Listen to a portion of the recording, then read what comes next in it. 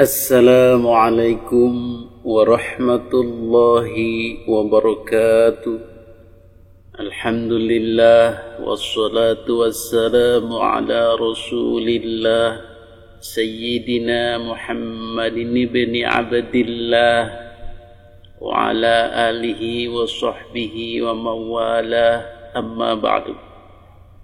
Hadirin para netizen yang dimuliakan Allah Subhanahu wa ta'ala, pada kesempatan ini tak bosan-bosannya admin mengajak kepada para netizen semua untuk lebih berfikir lagi dengan jernih, menelaah kembali, menggunakan hati nurani dalam menyikapi masalah polemik nasab ini. Sekarang zaman sudah terbuka, sudah canggih, pustaka dunia sudah semakin ramai, literatur sudah banyak ditemukan, manuskrip lama sudah banyak ditemukan, dikaji, ditahkik, dan banyak sumber baru ditemukan dalam hal penelitian nasab.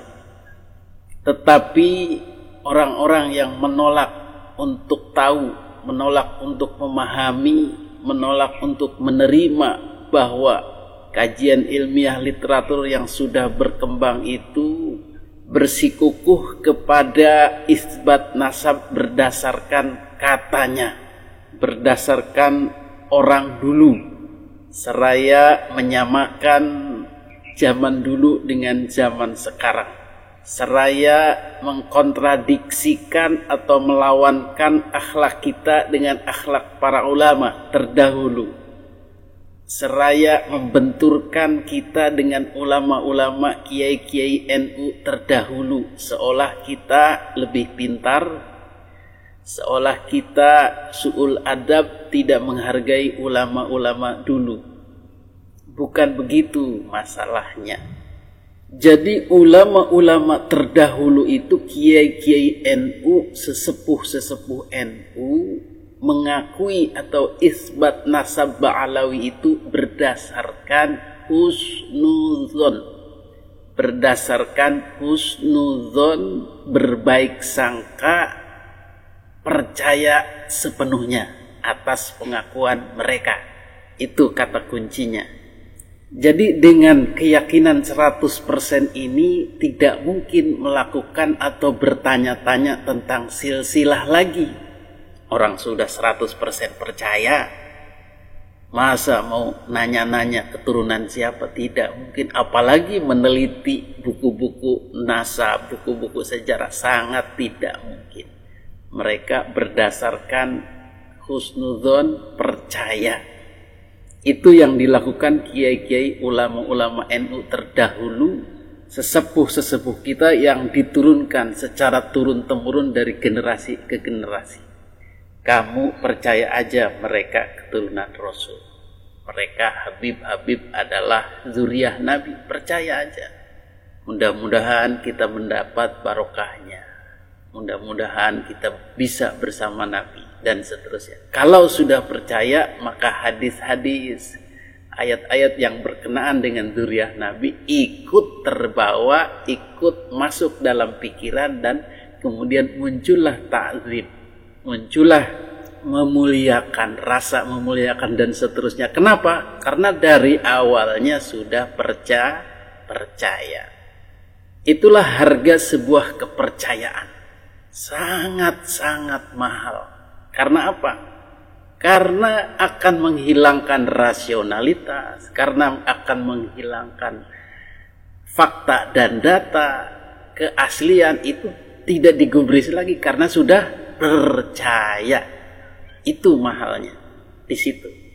Kenapa kiai-kiai kita terdahulu, Mbah Hashim Asy'ari, Syekh Khalil Bangkalan Madura, bahkan ulama-ulama sebelumnya, Syekh Nawawi dan seterusnya, percaya? Karena yang diberi kepercayaan amanah. Dari sisi mana amanahnya? Mereka berakhlak mulia, berakhlak baik, soleh, tawadhu, menghargai, memuliakan orang, memuliakan manusia, tidak berbangga dengan nasab dan seterusnya. Maka kepercayaan ini berjalan berpuluh-puluh tahun, bahkan beratus-ratus tahun. Itulah harga kepercayaan yang dibayar lunas oleh para habaib terdahulu.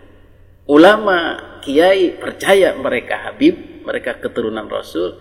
Para habaib pun menjaga jangan sampai kepercayaan ini ditarik lagi, dicabut lagi, karena ada keraguan atau ada hal-hal yang melenceng dari mereka. Itu trust, kepercayaan, mahal harganya. Dengan kepercayaannya ini, dengan husnudzonnya ini, para ulama-ulama kemudian menganjurkan kepada santri-santrinya, kepada umatnya di bawah, wahai umatku, kita percaya mereka zuriyah Rasul, maka ambillah barokah dari mereka, hormatilah mereka, sayangilah mereka, muliakan mereka, dan seterusnya. Dakwah-dakwah seperti itu untuk mengangkat para habaib yang mereka percaya ini sebagai zuriyah ini, diangkat setinggi-tingginya. Itu kepercayaan yang kedua. Trust, turunan daripada trust pertama, percaya zuriyah Rasul.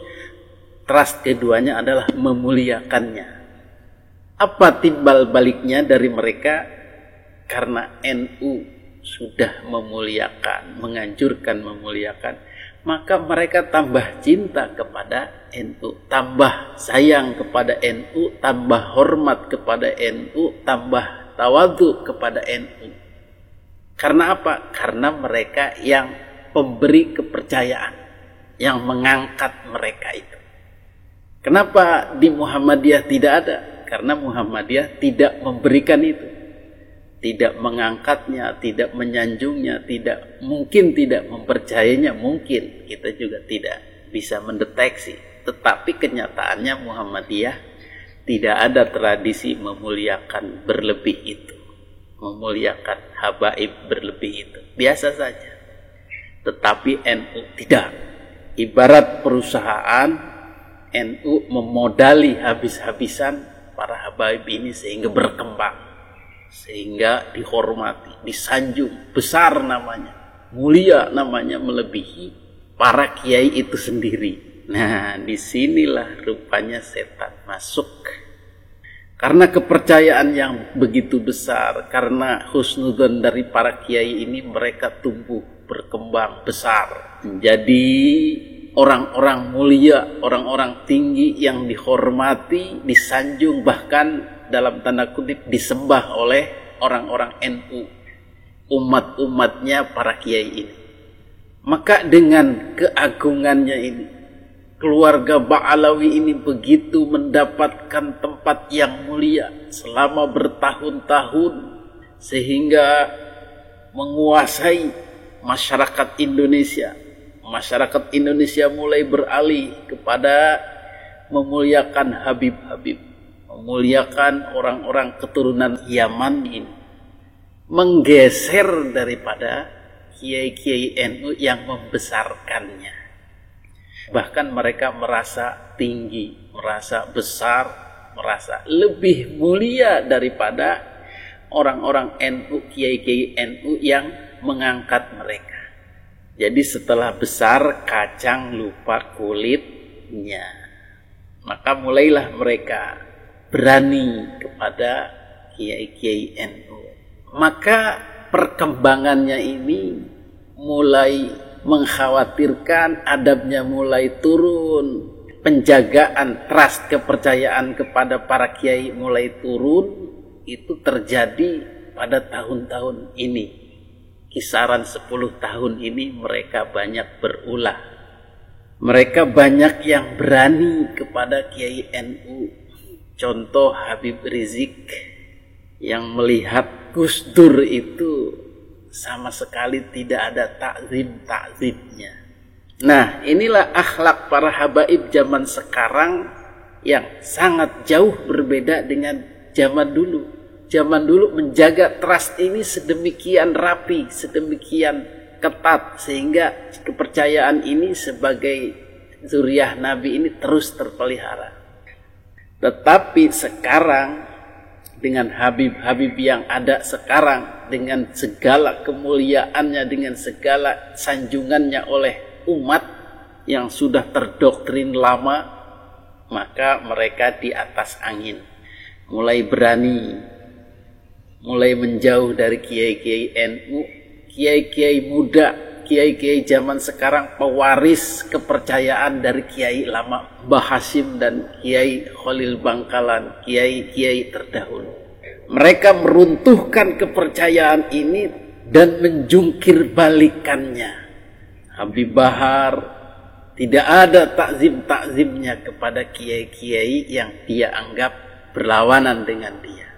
Si Fuad, si Imad yang merupakan pewaris para kiai terdahulu yang diamanahi untuk memegang kepercayaannya bahwa mereka itu Habib, tetapi diruntuhkan oleh Habib Bahar dan kawan-kawan yang berani terhadap para kiai muda ini, pewaris daripada kiai-kiai dulu. Habib Taufik yang mulai sinis terhadap kiai-kiai NU, dibilanglah mereka itu kiai-kiai, ulama-ulama anjing yang dekat dengan pemerintah. Dan banyak Habib-Habib lainnya yang memutar balikan fakta, mengubah sejarah, berdakwah di luar konteks NU dan seterusnya, liar. Nah, sehingga kepercayaan ini dicabut oleh NU, oleh para pewarisnya, oleh generasi NU muda sekarang. Udah, stop. Abah dulu percaya kepada mereka karena mereka baik terhadap Abah, baik akhlaknya. Tetapi kami sebagai pewaris kepercayaan itu mulai sekarang, mohon maaf, mencabut kepercayaan itu. Jadi teori husnuzon itu sudah tidak kami pakai, Abah. Teori syuhrah wal istifadah tidak kami pakai, Abah. Karena yang kami hadapi berbeda dengan yang Abah hadapi dulu. Habib yang sekarang songong-songong, Habib yang sekarang kasar-kasar, Habib yang sekarang jumawa, membangga-banggakan nasab dan tidak menghargai kami. Habib Bahar mulai berani menantang-nantang Terah Wali Songo, memutus-mutus nasabnya, tidak ada keturunannya di Indonesia, tidak tersambung ke Rasulullah. Ketika diminta maaf malah menantang-nantang. Inilah yang memperuncing, dan akhirnya kiai-kiai Terah Wali Songo, kiai-kiai sekarang mulai mencabut SK kepercayaan itu. Mohon maaf, maka kami cabut kepercayaan itu. Mulai sekarang kami akan teliti, kami akan bongkar, kami akan korek, benarkah mereka itu cucu Nabi. Sehingga Terah Wali Songo yang bernama Kiai Haji Imaduddin Usman Al-Bantani mulai mengorek, mulai meneliti, mulai mempertanyakan, ya Allah, benarkah mereka ini cucu Rasulmu? Ya Allah, berikan kami petunjuk, kok gini amat mereka ini. Begitulah kira-kira. Tunjukkan kepada kami ya Allah, yang benar itu benar, yang batil itu batil. Maka Allah tunjukkan, hei iman, coba kamu korek-korek sejarahnya yang benar. Abah-abah kamu terdahulu, kiai-kiai kamu terdahulu memang tidak mau, tetapi sekarang saatnya kamu gunakan ilmu. Maka Kiai Imad mulai meneliti, membuka buku-buku sejarah, membuka buku-buku nasab, membuka riwayat-riwayat, membuka manuskrip-manuskrip, bahkan sampai pergi ke luar negeri, bertanya kepada Nakobah, bertanya kepada Nakobah Irak, bertanya kepada Nakobah Yaman, bertanya kepada orang-orang di Arab, benarkah mereka ini cucu Nabi? Setelah berjalan meneliti beberapa lama, ternyata ditemukanlah fakta-fakta bahwa mereka ini tidak tersambung secara riwayat, secara naskah, secara laporan dari kitab-kitab terdahulu. Masya Allah, kata Kiai Imaduddin, alhamdulillah. Rupanya Allah membuka jalan. Dari perilaku mereka yang buruk ini ternyata terbongkarlah data dan faktanya. Itu ada ketersambungan. Maka berdirilah dengan tegak Kiai Haji Imaduddin mengatakan, wahai para Ba'alawi, para Habib, kalian jangan jumawa dengan pernasaban ini. Kalian jangan jumawa dengan status yang digembar-gemborkan cucu Nabi ini. Lihat, kami telah membongkar dapurmu. Kami telah membongkar nasabmu. Ternyata tidak tersambung. Silahkan yang tidak terima jawab pertanyaanku ini. Yang kemarin didiskusikan itu ternyata tidak bisa dijawab.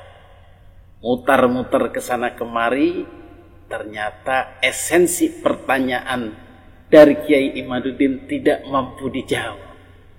Mereka sebenarnya terdiam, terhenyak akibat dari kejumawaannya, kesombongannya, ketakaburannya tentang nasab dibalas kontan oleh Allah Subhanahu wa taala lewat Kiai Imaduddin.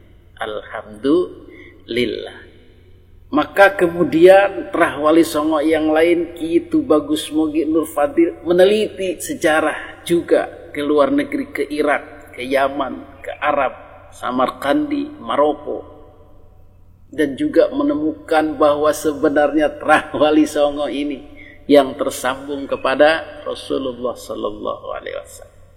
Beliau juga meneliti menggunakan teknologi DNA dan benar tersambung kepada Rasulullah Sallallahu Alaihi Wasallam. Inilah pintu-pintu kemenangan yang sudah dibukakan oleh Allah begitu mudahnya. Menggulingkan kesombongan, menggulingkan kebanggaan mereka. Qulillahumma malikal mulki tu'til mulka man tasha' wa tanzi'ul mulka mimman tasha' wa tu'izzu man tasha' wa tudhillu man tasha' biyadikal khair. Itu kuasa Allah. Jadi begitulah ceritanya. Ini semua kehendak Allah Subhanahu wa ta'ala. Maka bagi mereka yang belum terbuka matanya dengan kisah ini, dengan sejarah ini, marilah buka mata Anda lebar-lebar, buka nurani Anda lebar-lebar. Lihat kenyataan yang ada, lihat fenomena yang ada, bagaimana Allah membuka itu semua. Ternyata hatimu buta, buta karena